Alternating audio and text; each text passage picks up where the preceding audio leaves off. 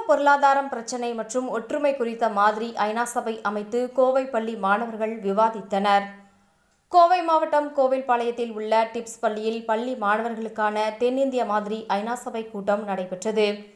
நிகழ்ச்சியில் 1200க்கும் மேற்பட்ட பள்ளி மாணவர்கள் கலந்து கொண்டு கலந்துரையாடினர். இந்த நிகழ்வில் 12 முதல் 16 வயதுக்கு உட்பட்ட பள்ளி மாணவர்கள் கலந்து கொண்டனர்.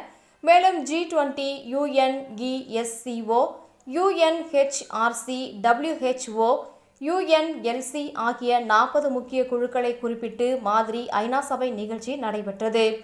ஐநா சபை போல் வடிவமைத்து ஒவ்வொரு மாணவர்களும் இருக்கையில் ஒவ்வொரு நாட்டின் பெயர் பலகை வைத்து ஐநா சபையில் உரையாடுவது போல மாணவர்கள் தங்கள் பிரச்சினைகளை குறித்து உரையாடி விவாதித்தனர்.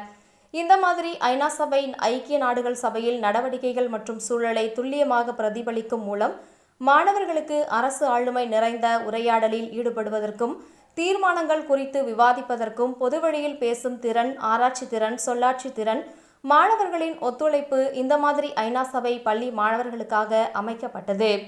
மேலும் இளைஞர்களின் கல்வி எதிர்காலத்தை மேம்படுத்தி உலகிற்கு தேவையான தகவல்களை உருவாக்கும் என்ற நம்பிக்கை இந்த மாதிரி ஐநா சபை பங்கேற்கும் ஒவ்வொரு மாணவர்களுக்கும் தெளிவுபடுத்தினர்.